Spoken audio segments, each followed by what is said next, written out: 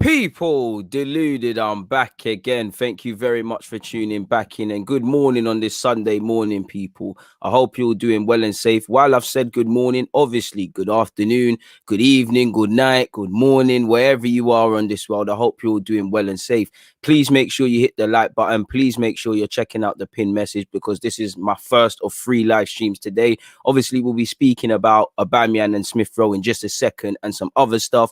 Then obviously from 6 p.m. is Sheffield United versus Arsenal. Hope to see you all there for the watch along and those sort of things there, people. Then if you're not going to be there for that, there's the live reaction shortly after that. So it's a jam-packed day, people. Please make sure you're hitting the like button and all of those sort of things. Deluded podcast will also be out on Monday, as well as the tactical review. So yeah, man, trying to get it all done before Tuesday. I'm taking Tuesday off. It's my birthday, people. I'm out of it.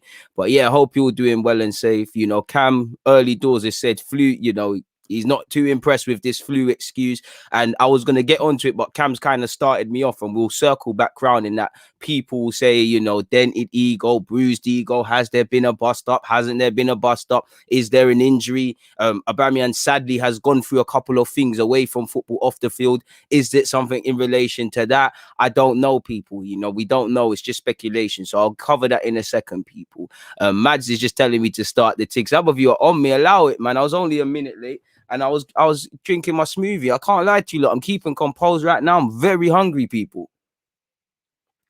So allow me, Mads, man. Allow me. DS, I hope you're good. What have you said? We have amazing luck, injury luck, don't we? Fantastic luck, man. Don't you remember us Arsenal fans? We might as well have a national holiday. The very rare times throughout a season that every individual is fit. And we might as well party until someone's not fit anymore. Kratos, hopefully that's a calm name. You said, my G, we got to win this or he's got to go. Bro, you know, if we don't win, I don't know where we go from here. I say that, but, you know, I say that, and I know a lot of you agree with that, but at the same time, will we go anywhere from here? Will there be question marks on the management, of the collective ownership, and of the players? Who knows, people? Who knows? So, yeah, I hope you're well and safe. Patrick says he's made it and things like that. I hope you're good, H. Good morning to you. And it is an early one, man. It's an early one because I'm going to try and not be here that long. It's an early one. I want to go have breakfast. I've got a couple live things to do, a couple things and bits and pieces to do before, obviously, I link you lot again in the evening. So I thought, you know what? Let me smash this one out quickly. The people them need me. I don't make excuses. I make things happen. That's my mantra for life. Do you get it? So I hope you're doing well and safe, man. No ideas. We're winning today. By God's grace, man. Let's have positive energy. I know Thursday was mad. I know a Liverpool game was mad. And you know what? Yeah. Obviously, football, I'm going off topic. Obviously, football isn't this simple, innit? Like, football isn't this simple. But I think all of you watched the Leeds versus Man City game, right? Now, that is what I mean. That game there is what I mean when I say play. When you hear me say things like play the occasion, you know, don't play the team. Keep fighting. You saw it with Leeds. You know, Leeds were down to 10 men. Leeds have, you know, with all respect to Leeds, they have not got players of the quality of Man City, but they didn't stop that.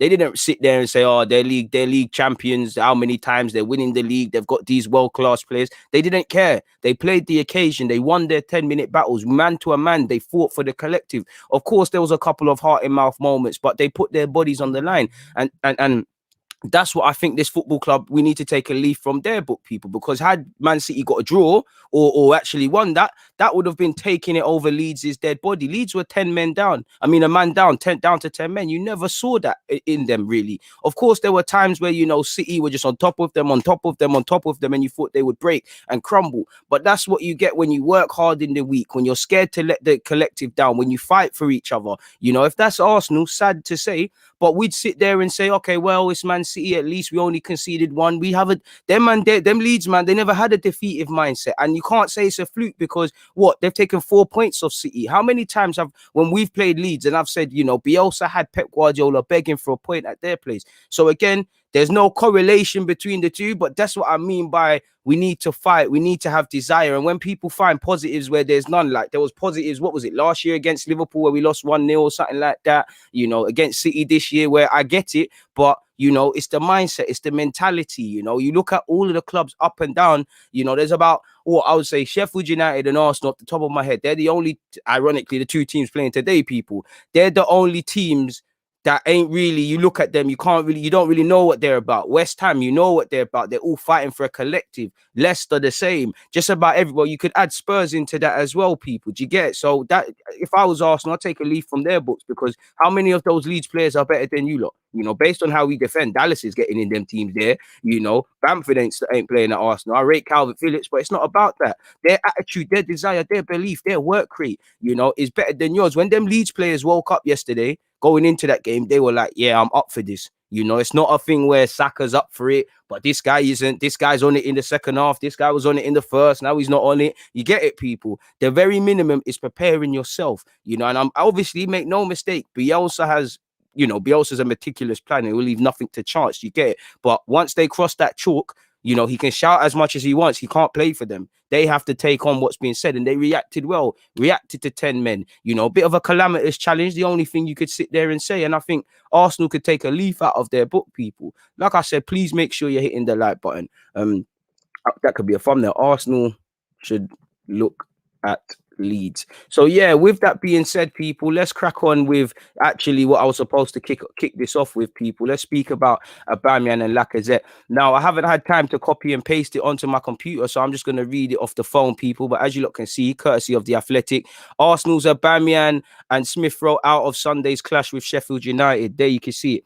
Arsenal will be without their captain Pierre-Emerick Aubameyang and young midfielder Emil Smith-Rowe for Sunday's trip to Sheffield United. So obviously, you know, people, first things first, you know, we're not going to travel today. We're not going up to Yorkshire now. We was probably there on Saturday evening, Saturday morning or whatever, maybe even on Friday and whatnot, people. So we've known for a while. We've known with Smith-Rowe, it's been touch and go. He's had a knock. Apparently, he's picked up another knock. With Aubameyang and the flu, it depends what you make of it, because some people will accept that it's a flu. Certain people will speculate that there's transfer route. I mean, not transfer, there's a bust up there. Maybe he's been dropped for tactics. Who knows, people? But as you lot can see, well, you can't see, but as I'm reading, Aubameyang misses the game because of the flu, while Smith-Rowe has been ruled out with an ankle problem, which again, you know, shows why you need depth. You can't just rely on Smith-Rowe. You can't just rely on Odegaard. You need two of each position, arguably, in an ideal world.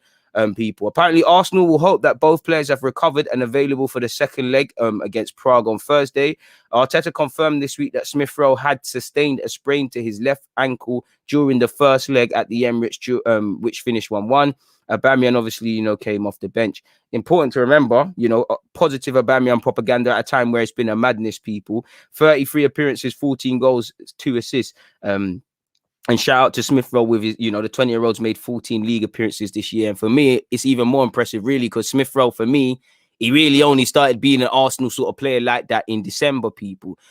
So, yeah, man, that's that in relation to that. Now, from what first things first, people, hearing that information, obviously, it's a knock to the blow. It's a knock to Arteta's tactics, because whatever you think about Smith-Rowe and or Aubameyang, they're two first-team players that that Arteta cannot pick from, that he can't include his tactics from and use for his tactics. So it makes the squad weak, or whatever you think. Sympathise with that. Obviously, Aubameyang gets the goals, but more so with Smith-Rowe. He's like Saka. He gets it. He's consistent. He does all of those sort of things there. So to be without him against a potential low block and them things is upsetting. Whatever you say about Aubameyang, to be without Aubameyang for me is a blow as well, because I actually feel, regardless of Aubameyang, I feel based on how he came off the bench, I would have probably started him today, people. It is what it is in that regards. They're not involved. Obviously, you know, there's many speculations. First things first, we have to accept this at face value. Maybe Aubameyang has the legitimate flu. We all know when you got actual flu, it's a madness and you're banged up and you can't play football. You know, so maybe he might have the flu. We didn't hear no rumors about that in the build-up, but maybe he genuinely has the flu. So if he does have the flu, then it is what it is, people. Obviously, for Smith-Rowe, he was carrying a knock going into Thursday and he's picked up a knock. Is that another knock? Because sometimes when you've got an injury and you're coming back, your other parts of your body start getting injured, or is it the same injury? Either way, it's a bit like the Partey vibes and Saka vibes, where we've played players, not necessarily managed them. For Aubameyang, of course, like I said, it could be legit flu. He could be dropped for tactical reasons, like you've seen this season, or there potentially could be a bust up. Now, I'm not going to assume there's a bust up and things like that, because it's nothing there. But I have a duty to give you all of what it could be. So we're going to be without them in it. We're just going to have to deal with it in it. I just think he's out of the team because he's got the flu. Smith-Rowe's got a knock. I'm not being funny, but we know anyways going into a season that these things can happen, whether it's key players or squad players. There's these sort of things that happen. So we're just gonna have to get on with it, really. You know, again, Lacazette's gonna get another try, I guess. And obviously, I don't know if Odegaard's gonna be there. You know, I imagine not, because remember Arteta said he's gonna be out for 2 games or so. So the first thing that scares me, is there's no creativity, especially a game like Sheffield United, where again it's not the Sheffield of old, and based on how Arsenal are playing, maybe they'll be a bit different. But I'd assume there's going to be a low block and all of those sort of things, in which you need your creative players, your players that can unpick the locks and things, in which Smith-Rowe and Odegaard are. So to not have them, we're almost back to square one. Does that mean Ceballos is going to get a chance? Does that mean we're going to throw Willian in there? Can Nelson get a chance? Are we going to revert back to Lacazette in the 10 role, and then hopefully Martinelli up front, but we're probably dream chasing? We're gonna have to get on with it, innit, people, and it's gonna make our task 10 times harder, and really and truly. We'll have to see. Again, you know, it's like Sandro, your comment's gone, but don't know, my guy. He's made a good comment. He's like, he could be resting them for Thursday. We have seen a bit of those bewildering decisions all season. Now, again, he could be, you know. I don't know. For Smith-Rowe, I get it if Smith-Rowe's not in it. But Aubameyang, you know, Aubameyang didn't really play on Thursday unless he's picked up a knock in training. I have to, you know, it's either there's more to the story, which I don't want to speculate about, or it's legit flu. Like, we've all had real flu in it. Flu, especially for us males, in it. Like, it's like we're dying in it. So if he legitly has the flu, I get it. You can't play football if you got the flu. If you're actually ill, you can't do this thing. And it's a bitter pill to swallow for Aubameyang, because he's missing out now through illness. He's missed out through tactical decisions. Obviously, there's been personal problems, sadly, which has been affecting him. So yeah, he's been, and on top of, from a sporting point, just not having a wavy season. So it makes it tougher for me. For today, we're without weaker options, so I don't know what we're gonna do, really. You know, I'd assume the easiest decision is probably Willian in the 10 role. Do I think he's gonna go with Lacazette in the 10 and Martinelli? No, because Arteta has spoken a lot about balance. For me, based on what he said, I wouldn't assume that he's adding balance. So for me, it's either going to be the natural one of Willian in that 10 role, or maybe just a flat midfield 3, which I'm not really happy with if we're going to go against Sheffield United. You know, it could just be a flat 3 of potentially Xhaka, Partey, Ceballos, or something along those lines. It is what it is, man. So I think it is the flu. I think it is. We just have to accept it at face value. Hopefully these men are back for Thursday, and it's as simple as that. And to be fair with you, I'm not going to sit here and cap people. There should be enough in that squad. I know it's harder without Aubameyang. I know it's harder without Smith-Rowe. Really, you know, Saka's just come back from injury, and he's lost a bit of fluidity like that. I know these things make things harder, but we have a squad, or we should have a squad able to do the job. You know, again, you know, this for me, this should tell if I'm, you know, again, because of Aubameyang and Smith-Rowe, I don't know if Aubameyang was going to start. I don't know if Smith-Rowe was going to start. He does a good way of chopping and changing those things. But if I'm, you know, you can make a case of bringing Ceballos in there, you know, make a case of the Williams, many different other, you know, Balogun. I don't think Balogun start, but hopefully he's travelled. I'm not sure if he's travelled, because surely we would have heard about that already. Or what I don't think is going to happen, but what I hope it happens, people, is that you throw a Martinelli in there, you know. This tells me there's opportunities, you know, grab shirts. You know, that's what I want to see. Whether you're a squad player or a bench guy, you know, grab shirts. Make Arteta's job complicated. And I feel one thing is maybe, well, there was a point this season, I'd say just after January, where there was genuine competition for places. As much as I you know, and a lot of you, including myself, we were saying, why does Arteta keep chopping and changing the defense? But there was a time, you know, Marie was all right, Holding was holding it up, Gabriel was holding it up. There wasn't, you know, everyone was doing all right in defense. You know, the attackers, everyone was doing their job, and that's what you want in a squad, really and truly. Everyone making it tough. Like, you know, I even want it for Arteta. I want us to get to a stage where Arteta can sit there and say, you know, should Saka, Smith-Rowe, and Tierney and Martinelli, well, not really Martinelli because of him, but you see the guys that are normally shoo-ins for first team spots. We need to get into a world where they're poor. I mean, where it's tough for them because, you know, there's going to be a time where maybe Smith-Rowe, Saka, these sort of players, maybe a lack of competition for places somewhat allows them to stagnate. And we've seen that with some other players. Now, I don't think that's going to happen, but that's something there. People, please make sure you're hitting the like button as well. People, please make sure you're hitting the like button. I really appreciate that there's 100 odd of you in here because it's stupid o'clock. It's mad early. It's 16 minutes past 10 in the UK. I know some of you are in America and all them other countries with mad time zones. So I appreciate you lot for checking in, man. I really appreciate you lot for checking in. What are you lot saying in the comments, though? Big up, everyone. Like I said, please make sure you're hitting the like button. Check out the pin message, all information for the next live watch-alongs and live streams and all those sort of things. Big up yourself, Steve, again. 5 a.m. gang. Big up Blue. You know, not a happy man, but I'm happy you're here, my tug. Big Cell, you know, you need to come on my channel soon, man. You need to hit me up somehow. You said, need to see some Haylen boys make the bench. Aziz Balogun needs some hope for the future after this season. Trust me, my brother. I would love to see Balogun, and he could be, but surely someone would have leaked that. Same way last night we found out Smith-Rowe and Aubameyang weren't involved. Surely someone would have leaked Balogun's there. Now, Balogun might have travelled as the 19th man. Obviously, the contract stuff. Like you, I hope he does, and we could be wrong. But sure, you know the ones there. Normally we find them sort of things out. Now it might come and become public knowledge in the next hour or so. So hold out for that. But it is what it is. South London has said, looks like Arteta's days are numbered if reports are to be believed. Players are not feeling him anymore. We're going to get into that. But that, you know what? As much as I criticize or praise Arteta, that makes me want to back him more because I don't. These players they do that all the time. You know, you go through South London or anyone or myself because I do it. You type in Unai Emery or Arteta and you go back far enough on Google. Bro, you see the same players when the man them first come into the role. Emery like Arteta, oh, we love it. You know, this and that, the other, the tactics. He's explaining everything we need to do. Everything is rosy. And then you start seeing players acting up. Allegedly, you hear the Ozil business. You know, you start seeing what you've said. You know, it makes me sick because whether you rate the manager or not, some of you players, are you sitting there and going, all right, cool, Arteta might not be the guy. I might not rock with him, but raw. I've been there under Wenger, Lundberg, Arteta, Bearman, and I'm just hit Emery, and I'm still a poor player. I'm still part of a poor team. We're still doing the same things. Now, at what point do I attribute some of that to myself? You know, how much of my life in a footballing sense isn't going the way I want because of me? You know what? How many things can I arrest of myself? I always say, you know, before you blame people, you need to look at yourself. You know, it might not be your fault, but in every incident, like in football, in life, there's always something you could have done better. You know, someone could have done you dirty, but you've got to think, how did I get into the position to trust them to allow me to do it? I can't blame myself, but there's always a lesson depending on how you look. Now, are these players of that sort of mindset and mentality?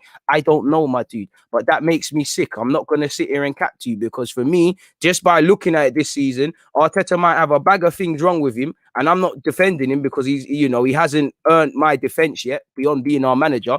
These players haven't covered themselves in any glory, you know. Is it as white and black where, to a degree, some man was saying it under Emery, oh, you know, Ceballos, Aubameyang, Laka, Pepe, an attacking coach, we can free them up and that, you know. What can they really say? Arteta's a bag of problems, but, you know, you're not doing your jobs, you know. So how dare they, you know? How dare the players throw Arteta under a bus, especially for me, because, again, promises are a comfort to a fool. Loyalty shouldn't be given to people who are not good. But again, for me, it's meant to be a gang thing. Like it's meant to be. Listen, Arteta I might be in that team, and I might genuinely believe Arteta is at levels. But to the press, to the world, Arteta is the best thing ever. I'm riding for him, sort of thing. This is my guy, sort of thing. And I don't see that siege mentality. I always say to you lot, it needs to be an us against the world thing. That club against the world, because you know.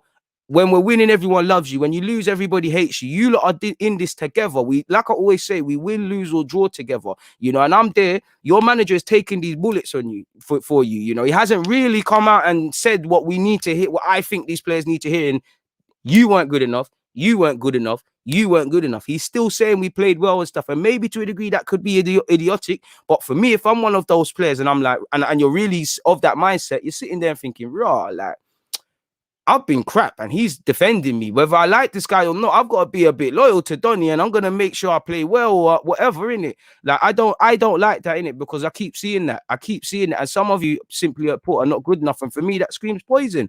Because it, like Emre with Arteta, you can criticize them, but I actually think both of them, Emre as well, could have been good for this club. Yeah, Emre went about things the wrong way, but fundamentally, I never had to question the way he went about it, yeah, but he wanted to go back to the top. He wanted to do his thing. I never had to question Emre. The problem is, like I always say, one manager, one coach, one player, maybe the owner, but one person isn't going to change the thinking of this club. And that's been two managers that have, player power is important, but they've led to their demise. This tells me these players don't have any accountability. They're not serious, if that's true.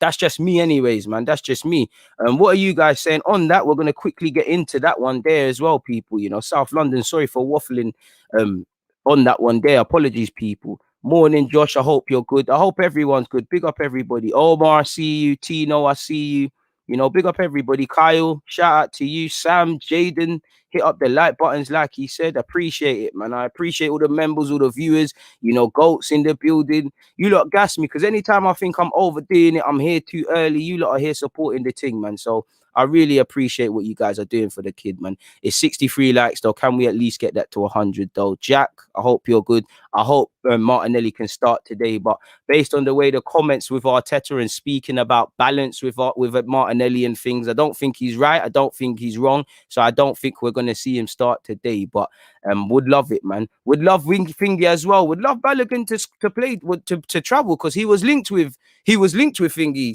Sheffield United once upon a time. Wouldn't it be great that if we could score against them, South London said, I get you, G. I had the same frustrations when I saw it. Trust me, bro. It's like, even because for me, that just tells me if Pep Guardiola or Prime Alex Ferguson or Wenger came in, they're going to do the same thing, And for me, just off the basis of some of these players, bro, he's fed you, he's protected you, Not saying these are the players acting up, but when William was crap, he was protecting you. When Xhaka, everyone wanted to kill you, he was getting protected. To a degree, Aubameyang, you're getting protected. Bellerin, you're getting protected, Couple man are being fed to the wolves, I think, with Arteta sometimes, but, that gives that, for me, that tells me I'm going to ride for you because I'm even saying it on my YouTube channel. We've got to that point now where you're looking at it, that you're questioning Arteta's mindset and mentality for starting certain players. When a player is poor, you get past that stage of, okay, why is he playing? I mean, he's rubbish, he's this, that, and the other. You start asking the manager, why is this Donny playing, sort of thing. That's where he's at now. So it is what it is. Kyle wasn't happy with this flu business at all, man. Tony has said Arsenal channel to view. What are you talking about? Man said for finance, Arteta is the best. Listen, Arteta could be set. I don't know. Listen, I serve a living God. I don't do the voodoo thing, but I'm a pure heart. I don't know what you're on, Tony, man. Tony's moving a bit pony, but nonetheless, shout out to you, Tony, man. Start smoking Star, they'll get some flavors, man. This skunk thing gonna mash up people's head on the backside Sunday, but it is what it is, man. It is what it is. You man are gassing me, man. I'm saying preaching on a Sunday. Appreciate it, man. Appreciate it. Big up Mr. Adlib as well, man. Hey, Skytor, I need to shout you still because again, you lot have been getting on to me about timers and putting timers, bro. I've done little research and apparently, although I do my live streams via StreamYard, apparently via OBS, you can do a little thing, my guy, where I don't know, you know the technical stuff, but long story short, apparently you can do a little thing where, the score sheet, the score line and all those sort of things can be there. So while in the watch along later, it's not going to be there. That's something I want to get on long term. And Skyto, you're my technology guy as well as one of the members. I'm going to need you for that, car. Yeah, but I did some research. Man, don't know how you do that, though. So, yeah, let's get on that, man. Tino said, I just won 100 off Flick. This is a sign we'll win today. Hey, my guy, big up yourself, man. Man said I'm spitting bars. I appreciate that, man. You lot kill me, man. What would my lineup be for today? Well, Aubameyang would have started, but same way, now with knowing everything, not that my opinion means anything, my dude, but I would say, obviously, I was about to say, obviously, Leno would go, and Leno would still go and go for me, but, I wouldn't cry if Matt Ryan's dead. The only thing is the chopping and changing. We're already chopping and changing centre-halves and fullbacks. When you throw your keeper into that mix, nothing to do with Matt Ryan, but you can see how it's a bit of a madness. So that would only be what tips Leno for me. But I do think there's every reason for Matt Ryan to start starting now, just because I think there's some players are now getting complacent, really and truly. And for me, Leno's really dropped off a cliff this season. There's been numerous times he's helped us, but I just think he's not really showed me the Leno business. Like, sometimes we've lost games this season. Like, previously we've lost games and we're like, yeah, man, Leno was sick though. Leno did his thing, whatever. Sometimes more time he's doing his thing, but sometimes he's been shaky. Sometimes the goals which aren't even his fault, I'm always like, Leno could have done a bit better there. Fair play, he's the last line of defense, but you get the point. So I would say Leno in goal for me. For me personally, Cedric move over to right back, Bukayo Saka over there doing a job at left back. Centre half, I'd still go with Gabriel and Rob Holding. In midfield is where it starts to get political, because allegedly there's no Odegaard, Smith-Rowe is not out, Aubameyang isn't there. So again, midfield, I'd go with Xhaka and Partey. Partey, I got to keep it real. If Xhaka played like you, he would have got killed on Thursday. You're a good player, but I think you've been overcomplicating things in the last couple games. Let's go back to basics. You know, the good midfielders do things in less touches and do things quickly. Partey, get back on that, man. I told you, like, what happens sometimes, I feel at Arsenal or at any club, no matter how good you are, you start mentally and technically, when your team is doing madness, you start becoming part of the madness. Do you get it? And that's where we're probably moving into. So Partey and Xhaka in my midfield. It's difficult because a part of me just says, you know what, might as well just rub out the 10 now. There's no point playing the 10. We ain't like who is there, but the same way, Sheffield United, you know their strengths: low block, 2 banks of 4, being defensive, whether that's 2 banks of 4 or 3 at the back, defend first, be difficult to break down and take it from there. Arsenal, we can't break down teams on the best of days this season, so a flat midfield 3 isn't really going to help us. Especially, I think you'd throw Ceballos in there, but I think he'll do Xhaka, El Nene and Partey, and you can see how that's not going to help us. I would say Laka in the 10 and Martinelli up front, but I don't think he's going to do that. So I would probably say, whether I agree with it or not, Willian, let's see how the first 45 go in it. Willian's going to play in the 10 for me. Like I said, let's see how the first 45 for me go. Willian would play in the 10, Pepe on the right, Martinelli would be on the left for me. Again, I don't think he's going to start. And through the middle would be Lacazette, who, for me, if Aubameyang was fit, I probably would have kept Lacazette on the bench. That would be my team. So once again, hopefully I've said this right. Leno, I'm pretty sure I said Leno, Cedric, Rob Holding, Gabriel, Saka left back, Xhaka, Partey, Willian in the 10, lol. Left on the left, Martinelli, on the right, Pepe, through the middle, Lacazette.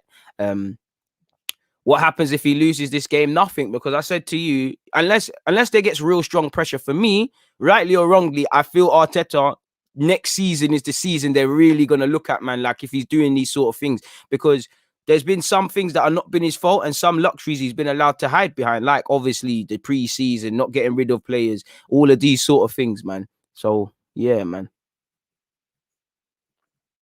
Oh, for me, I've been saying it, you know, I have a lot of criticisms for Arteta, but just purely because a lot of these players now have been under several different men, and purely because only a handful of you know, we could say, like, let's say this, none of these managers are going to come into this football club, but within reason, you know, let's just say Pep Guardiola, Allegri, Carlo, Prime, Sir Alex Ferguson, Wenger.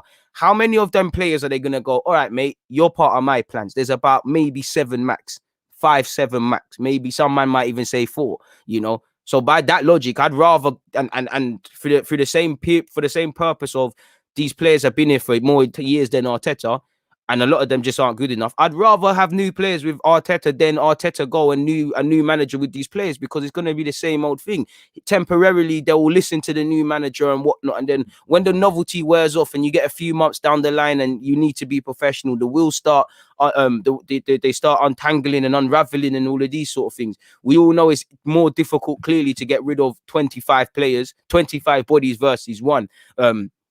I hope it does, really, because a lot of you are not serious, and a lot of these players, I don't get the sense of urgency, because a lot of you haven't got. You're still not necessarily old, but you're not getting any younger. Like, again, not to make this about Xhaka, but Xhaka, just because he's the perfect example, or Bellerin, you've been here since 17, 18, whatever. You ain't played in the champs anymore. Xhaka, since the season or so you came in, we ain't been in the champs, and you're getting on a bit. Do you not want to be back in that competition? Do you not want to win things?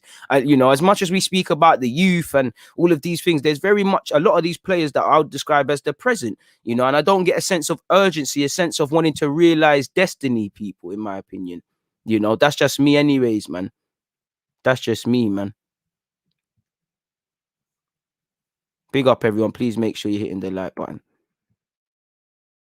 Yeah, players have been pampered, bro.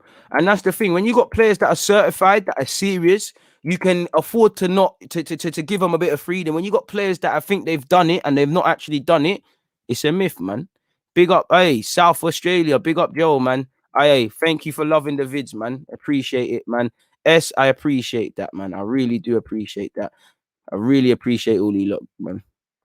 Oh, Conte would bust out, man. Conte would leave, bro. Any of them managers are gonna leave. Not that they won't listen to Arsenal. It's like when it gets down to the nuts and bolts of it, and they're telling you, I need not necessarily players, but I need this, this, and this to do what I want to do from a tactical point of view. And you're saying no, they ain't got time for it. That's why Carlo's not here. He went Everton. Them man, they're on a serious thing. We're not on a serious thing, man.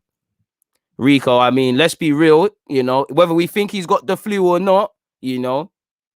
He could have, you can get the flu of at any time. Let's be a tiny bit fair and serious. So let's be a bit, you know, personally, I think it is actually the flu. A part of me does think there could be something more to the story, man. Is what it is. Appreciate that, Danny. It's good that you're here. I wouldn't mind the 4-4-2, but I just feel at present, Arsenal, Arsenal don't have the midfield pivot, I think, his levels. And especially in a 4-4-2, you're going to need a certified pivot. And especially because 9 times out of 10, you know, you're playing mid teams with a congested midfield. Minimum play more time. People got 3 midfielders, and then sometimes a striker might drop in midfield. It might actually be a 5 in midfield with wing backs and everyone behind the ball. So at least the minimum you need is a pivot where they're 100% certified and serious. And I don't think we've had that. Don't get it twisted, Chase Gold. I'm not getting that Partey. Partey's still my guy. I always say it to you, like, I believe in keeping it fair. Does Partey get a bit of credit in the bank? Yes, because he's better than couple man, and he's just been here for 2 seconds, and I can see your quality. But if I'm real with you, you know, there's been little, I've been saying it, there's been, for me, little bits and pieces. Sometimes Partey's overplayed, but I think Thursday for me was the first game, like, you was actually mad trash. So I have to call it trill. I know Xhaka's had bare chances, and clearly it's not the same, my guy. I just feel if Xhaka played like how, and you know me, I don't like to do this because he would have got blasted. You have to blast him or you have to attack everyone. We win, lose, or draw together. I just feel Partey, he didn't get away with it, because man are even saying he's a flop now, which I don't agree with, but I just feel Partey was dead there. You know, normally when Partey's been poor or whatever, there's been, he ain't got a pivot, he's not understanding the role. All of these things have been legitimate, my dude. But you see, Thursday, I think Partey was poor because Partey was poor, if that makes sense. You know, I can only call it as I think I've seen it. Big up Unknown Gooner. Big up all the Twitch gang. He said Martinelli at this point is getting the Van der Beek treatment. Not too sure. I just feel Arteta feels Martinelli doesn't bring balance or can't bring balance right now. He feels Martinelli unbalances his side. Not just him, but a couple of them, really and truly. And on one hand, I get it. But on the other hand, I feel if your job was really under pressure, if you really was under pressure to get results, you're going to pick players that you believe in. Now, I'm not saying he does or doesn't believe in Martinelli. I'm playing devil's advocate, saying if I was in that role, I'm picking I'm picking players that I feel are going to keep my job, if that makes sense. We know his job might not be under problems, but it is what it is. I would start to give Balogun chances, but us fans, we got to allow it a bit, you know. I think there's been a lot of conclusions drawn over Balogun, a lot of long-term planning when he hasn't proved it yet. What I mean by that is I back him all the way. I think he's got all the potential. I want him to get all the chances, but the same way fans are saying, do this, do that, give him this, give him that, like they did with Joel, Nelson, and Saka to a degree, they're going to use that same energy in a negative sense. As much as I like Balogun, we need to take our time with him, you know. He hasn't played 10 games. 10 90-minute games. We don't know his true level. I've got all the love for him. I definitely feel where the way the team's going now, you've got to play these Balogans and these Halem, some of these Halem boys and the Martinellis, the young guys with points to prove, guys where, listen, Balogun, Martinelli, they're no idiots in it to Arsenal situation. But what I mean is they will play without a handbrake because they're oblivious. You know, Balogun does all the chatting on social media. He just wants to play. He's a naive young man. He wants to play football. With a degree, he's not really going to care about Arsenal being 10th, the players being nervous, the fans this. He's just going to see it as, this is my platform. Let me try to score some goals. In the same way, Saka, when Saka came to, he had that. Martinelli plays with a bit of that. And I think for whatever reason, whether it's going to be that, whether it's going to be playing for pride, we need people that are just going to turn up from minute 0 to minute 90, you know. Always say football is more psychological than bare man give it credit for, but it is what it is. Big up yourself, man. Big up the South African ones. Mark is saying score prediction. I'm gonna say 2-0 Arsenal, but I'm always out here screaming 2-0 Arsenal, and it never bangs. I don't think so. I don't think there's never an easy time to give. There's never an easy time to give young players because for me in August it's all about starting well and putting a run of form together. That's not the time for me with young players. For now, where you could say we're in the business end, and if we was doing serious stuff and not 10th, you could say it's not. So I don't think there's ever a good time. I just feel you just have to do it. If you believe in them, you just have to do it. And some players, sometimes you can throw players in through a madness and they thrive. Like, there was injury crisis at United. Rashford got his chance. Some man need a bit of patience and variables need to happen. But you never know until you give a chance. It's very difficult, really. Very difficult. But you're not wrong. And this is it, Dermot. No player gets a free ride. I don't agree with that. That Partey and Gabriel have been ish for a while. And they're better than Xhaka and Mustafi. But nonetheless, I agree with that. R is saying, do you think social media is impacting our players because they see our feelings and emotions? I think it impacts everything, I think it impacts everything, really. It impacts me as well as a YouTuber. Sometimes I see some comments and I'm like, rah. I do think it is because there's no switching off. We all know in football, one of the greatest things now is there's no switching off in general now. You can't get away with it. Like, back in the days, you'd only see transfers or whatnot in the paper. If you had a bad game, the man them in the pub or the people at home or at work, they knew you played bad. But apart from maybe seeing a back page thing, it was done. Now, bare YouTube comments, bare Twitter things, bare analysis, you never switch off. And sadly, I don't agree with going there and just jumping in a player's DMs and doing this, that, and the other. It is, but and it probably does. But what I would say to these players, especially, I've been saying it, nobody loves you. You're only as good as your last game. Football has no loyalty. Fans only care if you're good. When you're a bad player, like to play devil's advocate, and it's not the same, but looking at Mesut Ozil, you could say money grabber, all the lazy, all of these things. But when you look at it on the other hand, you could say some people would say a player not wanting to leave is a sign of, of courage and all of those sort of things, people. So it all depends how you look at it. And like you've seen with Aubameyang's thing, again, hold a man to critique because of the form and that. But the same man that were breading him to look at Paul Merson. I showed you lot in the last live stream, begging man to stay, then sitting there and saying it was a mistake to give you the deal. You should have left, and we shouldn't have given him, and it was lazy from Arsenal things. The minute footballers realize they don't love you, for me, football gets easier. Fans don't love you. You be a club legend, yeah, they'll support you in that, but what are you going to get? Like we see with our own legends, what do you get beyond a little round of applause and you're gone? That's why I always say players need to do things because they want to do things. If you want to stay at a club, do it because you want to stay. If you want to leave, do it because you want to leave. Don't let fans and clubs gas you because it gets peak, in my opinion. Darren has said, great content again, Deluded. Do you think the 4-2-3-1 is the long-term formation, or maybe a switch to three in the middle of a Partey, creative midfield, and the likes of Basuma to sit and hold? I do, 4-2-3. For me, it's a 4-2-3-1 or 4-3-3-3 every day of the week, my guy. And then, for me, I want to play one of them roles 9 times out of 10. But I also want our players to be able to do a little 3 at the back, 5 at the back. There might be games where we need to do that, like, be able to pull that one there out. In relation to what you said about the midfield, this is where we need different spices. Different spices gives you different taste palette. Look at Chelsea. Sometimes Jorginho's being used. Sometimes Kante start, then he won't start. You need different guys. If we're playing a low block, then for me, you only need somebody like a Partey. But if you was going into another game, where we're going to have less of the ball, then a Partey and a Basuma. Or there might be a game where you take Partey out. There might even be a game where it's a 1 Partey. You might force an Odegaard in an 8. You might force Smith-Rowe into the row in a little cam roll, and then there might even be, see how Smith-Rowe plays on the left and the right and does that little inverted creative stuff.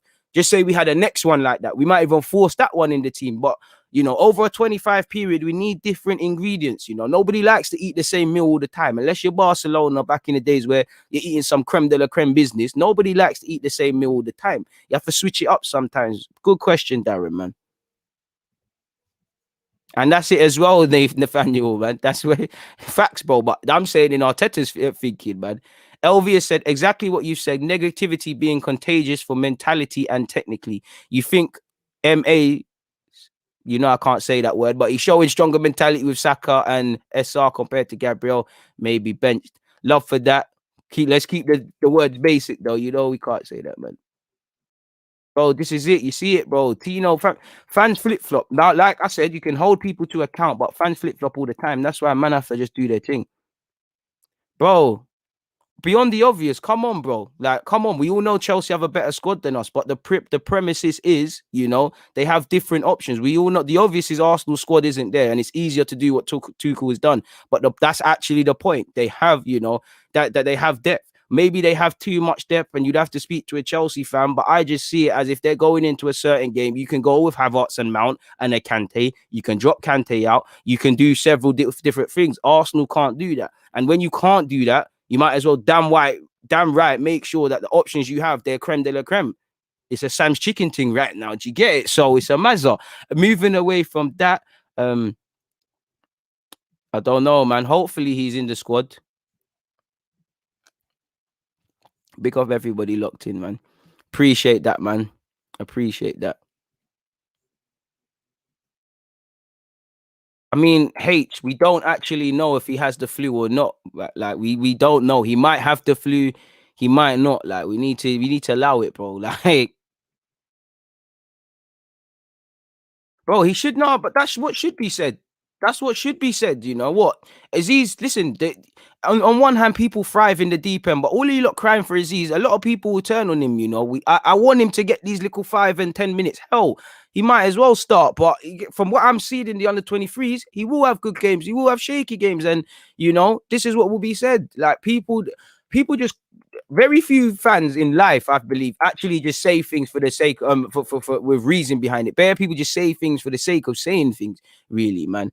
Love from Derby, big up the Derby ones. We got Nepal in the building. Crazy. That's in Asia, right? Mad, man. Madness. Crazy. I rate it, man. Like, how are we branching out there, man? Kia said, I hear that deluded, and I ain't even an Arsenal fan. I feel the same way about Pogba. Fans slander him all the time, then love him when he scores a bang. Bro, they were loving him when he was scoring against Fulham and that, innit? They were loving him, bro. They're loving him. But this is the thing. Football's an emotional game. Very few people are going to look at it like that. You know, they're going to get excited and that. India in the building. Kenya locked in. I appreciate that, man. Andy, you're doing me dirty. You're a regular. Man said, nearly forgot my light. Can tell it's a Sunday. Best show to get up to. I allow you. Sunday. You had a long day at work. You're tired and that. You know, I allow you, man. I allow you. But love for remembering that. What have you said? DG, would you sell Eddie or sign a new deal to protect his value? One where I'm on the fence, my guy, because I'm not going to lie. You offer me a 15 and a sell-on clause. I can't lie. Just gonna have to keep it moving. 15, 20 million. I think it's doable. I think someone's getting robbed, but I think it's doable.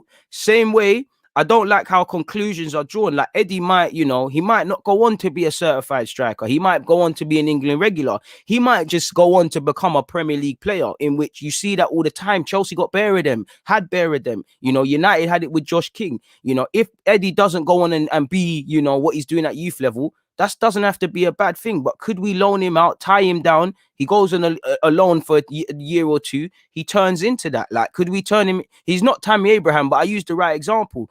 You know, Chelsea are linked with Haaland. At the time they brought in Werner. I'm not saying they do or don't rate Tammy, but let's just say they turn around and say, Tammy, you're gone. Tammy has done his thing at Bristol, was at Swansea, was at Villa. Bro, they're making 50 mil on a player that ain't involved in their plans, just for this argument. I'm not saying Eddie is going to be that, but you get it. These are the sort of things we need to do, especially if we're going to be self-financing. I don't want to do the coulda, woulda, shoulda stuff, but if you had this, if we was proactive with the Gnabry's, with the Benassias, with not all the players, but Marlon, there's a handful, bro, you could have made some serious peas. And lo and behold, we're doing that at youth level. So can you be surprised when Ramsey, Alexis, and these men are leaving for free? Alexis 6 months or so after being offered 60 million. When you're not proactive, when you don't make decisions and stand by them, whether they're the right or wrong ones, you're in issues, man.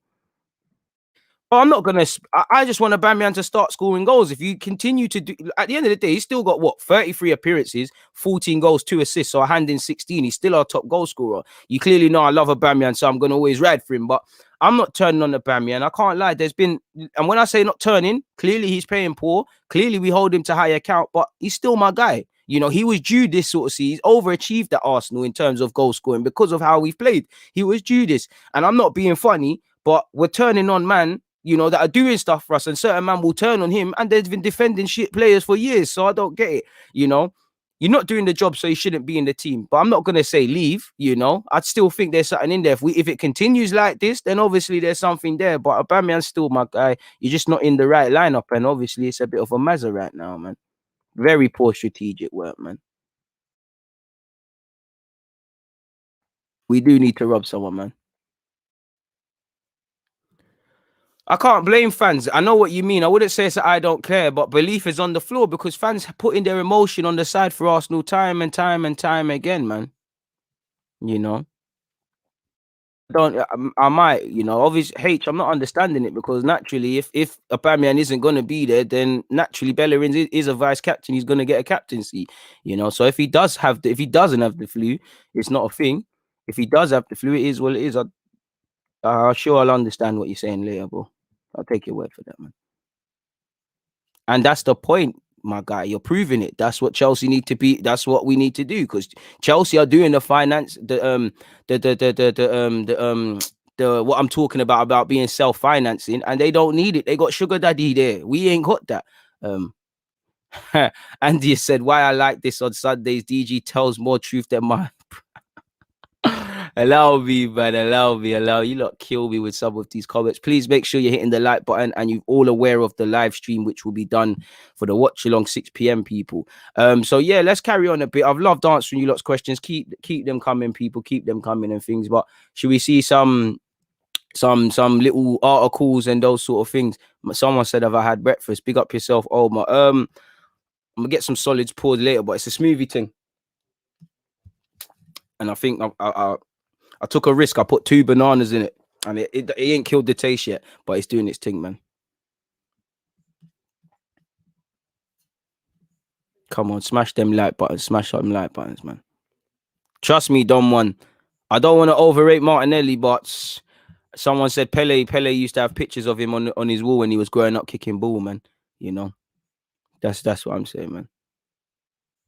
So yeah, apparently, people. Let's look at this. Let's get into this one.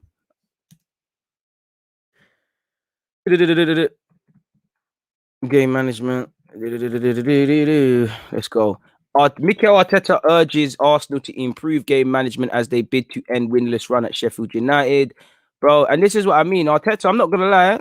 It's almost sounding like that's not your job. That is your job because you've made us actually improve. But I'd say past that, it's down to these players. And that's why we need new players because they've got an inability to focus. They make bad mistakes. And at some point, we keep saying these things are mistakes, but they become choices in the sense of these bad habits become ingrained in us. Do you get it? You know, it's bad. But like he said, in a pretty big, people, he said, it's clear why, but it's how to prevent what is happening. That's a different story. Better players and better coaching, in my opinion. In a pretty big amount of games, we haven't managed to do that for different reasons. Last night was a clear example. In Europa League, you're not going to create 10 or 15 chances. We created 3 or 4 or 5 really big chances. You have put them through. Then you have some margins. Well, I've actually read this to you lot before, people. But like you lot can see, he's basically said that same thing. So we're gonna air that, people. We're actually gonna air that because I've read all of this out to you. And he spoke about Pepe and all of these sort of things. So that's all dead. Yeah, scrap that. I thought I got done there, people. I thought that was something new they said. So it's just somebody repolishing the same old turd. But Arsenal apparently want Lingard. Now, I think this is bullshit, people. Pardon my language, but I don't know, innit? Now, anything can happen as an Arsenal fan, people. Arsenal make initial inquiries into signing 30 million rated Jesse Lingard from Manchester United after West Ham loan. And I think this is just agents and paper talk, you know, because West Ham probably won, and there probably is a couple of clubs. You know, he is English. You know, he definitely, you know, we don't score too much at the Emirates. He loves to score at the Emirates. So I can see the logic in it. It's not making sense because at 28 years of age, this is what we're getting with Lingard. You know, sometimes you need, I think United, there's too much pressure. There's too much expectation with respect to West Ham. So I think that's where he thrives. Lingard is going to come to Arsenal and do the same stuff he was doing at United. He's going to be great for 2 games, poor for another. And especially because he's going to want about 100 something a week. It's not making sense. And if it's 30 million, You know, I'm not being funny, but you can't spend 30 million on a player where you don't know if you're going to get all that creativity. You know, again, you probably won't get Aouba, but you know, if you got 30 for Lingard, can you get closer to signing an Aouba, signing Buendia, signing Odegaard permanently? Would you rather not just take Odegaard on loan again and use that 30 million to go for a Basuma or a number 6 or maybe a right back? Again, I've got nothing against Lingard, but we've got a lot of hot and cold players. As much as I like him and I'm bigging him up and I rate what he's doing at West Ham and I think that's where he needs to stay, we're adding more hot and coldness, you know. And again, only time will tell if there's more longevity there because, you know, first and foremost, you know, Lingard, you know, he's been going through a lot of personal stuff. He's got his form again. He's got his confidence. The manager likes him. He's got importance. These things are happening. But I think sometimes this is what needs to happen. You just need to leave a situation, which like he did at United. I don't think this is going to help us. But apparently we're planning to rival West Ham on signing him this summer. Apparently, so yeah, man, this is just probably worse. It's great for United because not that United need money, but it's a bidding war, in it. According to the scum, Mikel Arteta's Gunners have opened conversations into a deal for Lingard, having asked about a loan before he joined West Ham. United refused to loan him to a direct rival, and again, I'm sure after the Mkhitaryan Alexis Sanchez business, I think it's best that both of us just leave each other alone. Unless you want to swap Greenwood for Martinelli. Now I'm playing, I wouldn't entertain that. Greenwood's free to come here, though. You know, Greenwood's a baller. I don't care how many goals he scored this year. Greenwood is a effing baller, people. You know, Lingard has a superb record against us. You know, he terrorizes us. It seems to be the only games he likes to turn up for prior to this. He's got 5 goals in 9 matches against the North Londoners, people. And I'm not reading all this dance floor business because I'm starting to get a bit rattled, as you can see. But I don't believe that this is going to be a thing, people. For Man United, it's good for them because there's a year left. He could keep it moving and things like that. Or he could return. You'd have to ask United fans what they want to see. But just because I don't think Lingard is good enough for what we need.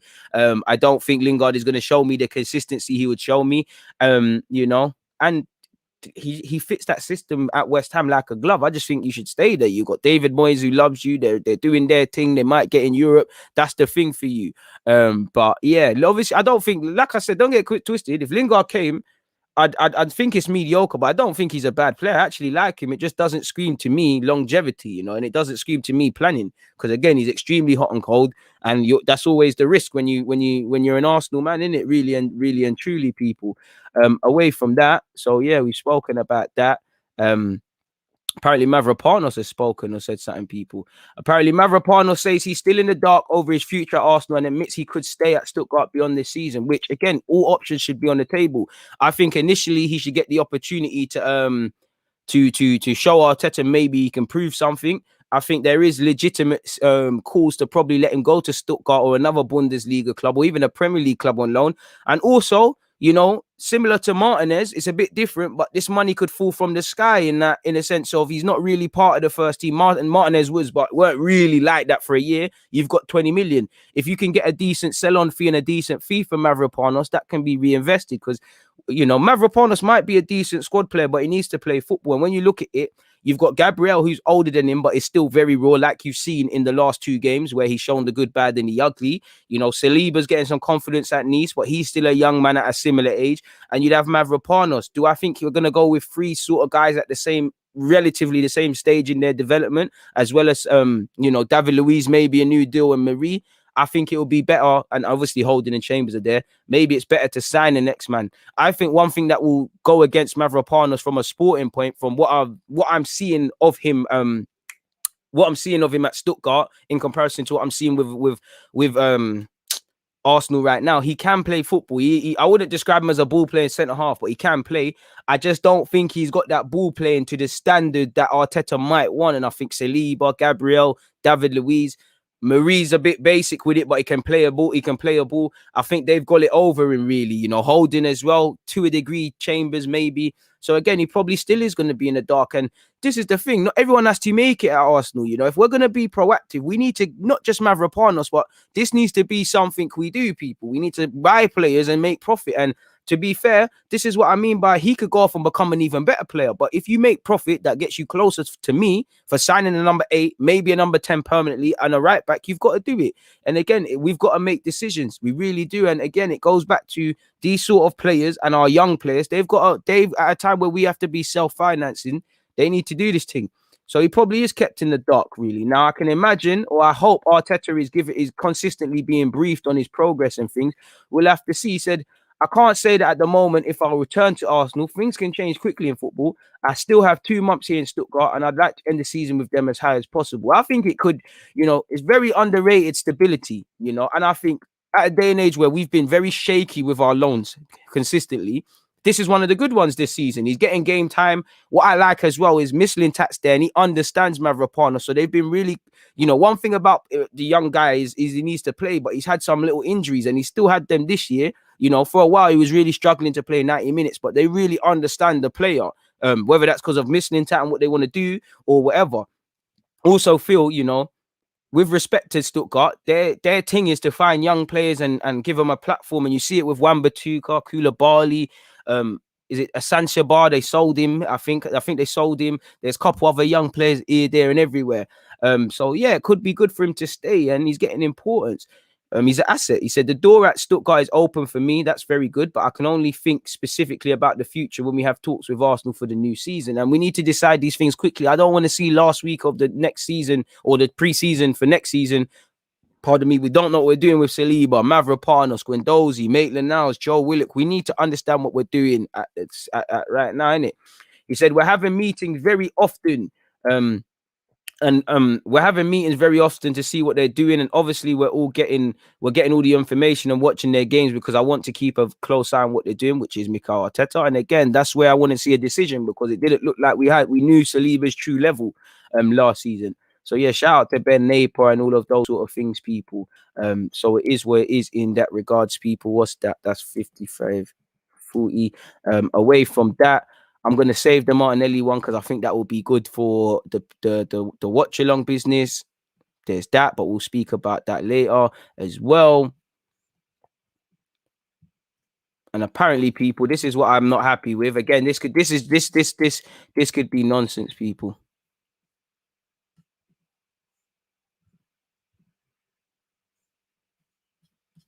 Don't know who that was. Don't try to promote your thing on my thing, bro. If you're not family, you get blocked.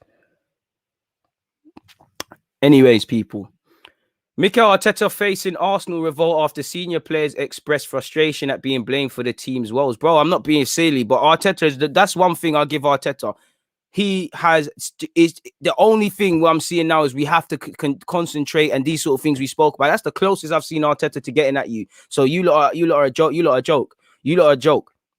And for me, that just screams we want someone to blame. It does scream like these players scream, woe is me, rather than take accountability. Now, once again, this could be Was, because this is just, I don't know who this guy is, but it could just be Was. It is what it is in that regards, bro. Cheeky, brother. Cheeky. Nobody knows Donny as well, man. If you work hard and you get that. But anyways, Mikel Arteta is reportedly facing a backlash from his players over not taking any responsibility for the Gunners' poor season and blaming them instead. Senior squad members have reportedly began to voice their concerns over Arteta's tactical decisions and treatment of some players. They could be legit, because I did feel more so at the start of the season, I always say you've got to make sure the majority are you can never keep every player happy, but the majority have to be kind of kept happy. And at the start of the season, when you're seeing Aubameyang playing out of position, Lacadis, the Ozil business, the defenders, what we heard with David Luiz and Xhaka, Bellerin, Saliba was there. There was enough reasons for discontent. But the same reason, you hear a lot of players are back in the thing.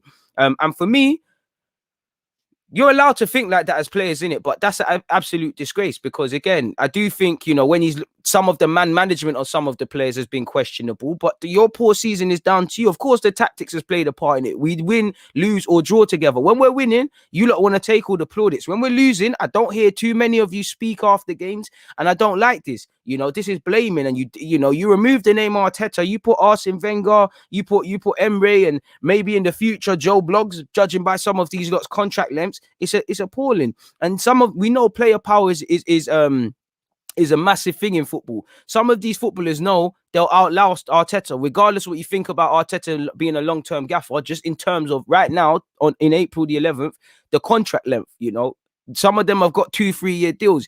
And whether I rate Arteta or not, because I'm not fully behind Arteta, in the same way I'm not fully him out. I haven't seen enough. If he was to leave, I'm not going to cry. I'd somewhat welcome it. If he stayed, it is what it is. And it's just down to these players, really. as much of that. So I don't, it is you lot. You lot. Arteta can be blamed for a lot of the tactics and listen, questionable game management, man management, reluctance with substitutions. It doesn't feel like there's a fairness with some wingers and others. There's a lot of things I can get at Arteta, but when you lot are throwing away games in the last 4 minutes, when you lot are not turning up to be kind, when you lot are consistently conceding the same goals and being disjointed, when are you lot gonna bang your heads together and say we keep doing this? It's crazy, man. It's absolute nonsense. Absolute nonsense. Exactly, exactly. These players are just a madness, man. Absolute madness. I don't think that's true because Arteta's called a bin man yesterday. The other day we lost. Everybody's getting it at this day and age. But I'm just saying the players that when we're winning, when we're beating Leicester, when we're beating Spurs, when we're beating Chelsea, which I always describe as small little battles among the war, because we've lost the war, but the battles, unless I'm not sure anyone's gonna be happy sitting in May and saying we beat Spurs though, we beat Chelsea though, we did this, United that, because our seasons are madness. When we're doing that, nobody's questioning the manager. So we'll walk on for this thing. He deserves to come under fire for some of his tactics because sometimes, obviously, I always say to you, look, football is a complex game. 2 + 2 doesn't equals 4. Football doesn't make no sense in it, people. But same way, I think one problem with Arteta is sometimes 1 + 1 has to equal 2 in it. Sometimes I think like the guy he used to work under, Pep Guardiola. And obviously no disrespect to Pep. Sometimes 1 + 1 is equaling 5,000. Sometimes we're trying to do 2 complex things, and I think Arteta needs to realize these players are not active thinkers. Some men are right backs or centre mids. They can barely lock down that role. So then how can they have a man marking job or do an inverted job or do any of this? You ain't got the players smart enough for that. Players need to be able to focus, concentrate, and be consistent. We've got players but all of these players can pass the football and do some wavy things with it, but it's not good enough. He deserves to come under fire for his tactics and his team selection, and for me, leaving it way too late in general to make attacking changes. For me, he can plan well, but when he's in a game, he's been hit with, and this season he's been unable to counteract in games. And I think the last 2 Europa League games have shown that. The first leg against Slava in the second half, actually when we beat Olympiacos as well, people. So we haven't learned our lesson from Olympiacos. Apparently, while accepting they have not been playing well enough, members of the Arsenal squad are said to feel that Arteta is primarily shifting the blame onto them rather taking more responsibility himself. To be fair, if I'm Arteta, it's down to me. I'll start doing that now because it's me. I think Arteta, the penny needs to drop that it's me or him.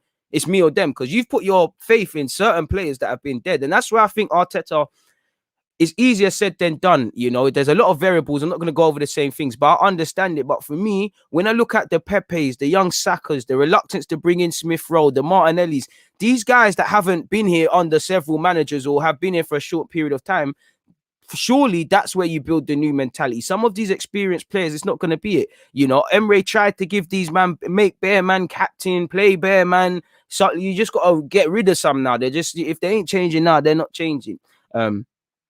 So apparently it is what it is, people. It is what it is, apparently, And for me, again, when Aubameyang was dropped, apparently the players supported that decision. So I don't know where go on. I'm quite sickly upset with both of them. I feel, Arteta has been woeful this season. It's a blind man could see that. A blind man could see we've been woeful this season. But I just feel the players, man, like I'm sick to the sight of a lot of these footballers, people, really and truly, generally. I can't take, like, you lot make me sick because, like, again, I don't think we have any divine right to do anything, but some of you just don't care. Like, you just don't care, and that's what calms me, because the minimum is turning up, and we don't do that. Players turning on Mikel Arteta. It's crazy. This is it, and that's what I'm saying. He's starting to look like an idiot, man. That's what I'm saying. That's what I mean by you're getting to the point where you start looking silly back in these players. So how dare them players, man? To be fair, is he? Is he really? Because David Luiz, Xhaka, Bellerin, they're all key parts of the squad. I'm not too sure.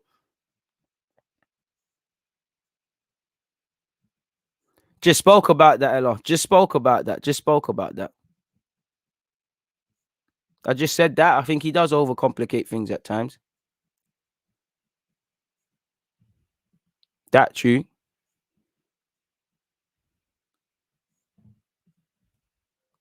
What have you said? Deluded is actually the opposite. When we lose, it's the players who get ish from the fans. When we win, the manager takes all the credit. Nope, I don't agree. That's just my opinion. I don't. I really don't believe that. But fair play, we're all allowed such.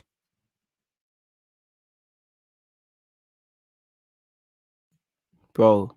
And that tells it all. That tells it all, man. That tells it all. When you do things like that.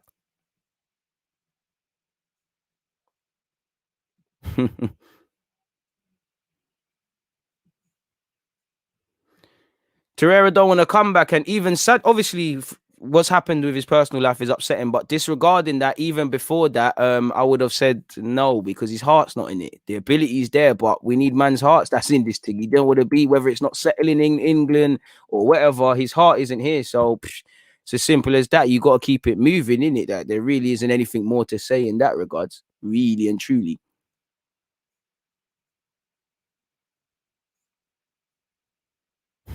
Nah, man, everyone's allowed their opinion, man. Everyone, bro, New Tide's allowed to believe what he believes. Everyone's allowed it, man. Nobody's right or wrong. This is why I like this community. Everyone inputs something different. Um, come on, people, don't do none of that, man. Don't do none of don't want new. None of you want Arsenal to thingy, man. I've just said what tactics don't I agree with. I don't agree with it. We still, even from the days Kolasinac was left back, we're still extremely left-hand centric. And away from Kolasinac, there was Saka playing left wing back. There was Tierney there. Martinelli had his little stage. Aubameyang was scoring goals out there. Pepe even found some form. We're extremely left-hand centric. Obviously, the way Xhaka pulls out. So I think that. Listen, I don't think Xhaka is as bad as people make out, but we're still over reliance on Xhaka, and he again, I don't think he's that bad, but again, you're always in dangerous territory. Like somebody said, I think sometimes he plays the wrong players, and it's like there's one rule for one and the others. For me, too reluctant to change tactics and very quickly. As well, again, and for him, he's a midfielder. And for me, I always look at your positions. If you're a manager, if a new manager came into Arsenal and he's a centre half, I am looking at defense because you was a defender. It's like me. I'm a fullback. If I take over a club tomorrow, fullback is an area that I'm looking at immediately. So again, that's why, man. He is learning on the job, but you've got to learn quickly. If you're learning on the job as a chef, and you chop up a certain meal and you bust open your finger, next time you chop that up, and you're not gonna look at what you're doing. Sometimes it feels like the player, the management, and everybody else is just still doing that, man. So it is what it is in that regards, man.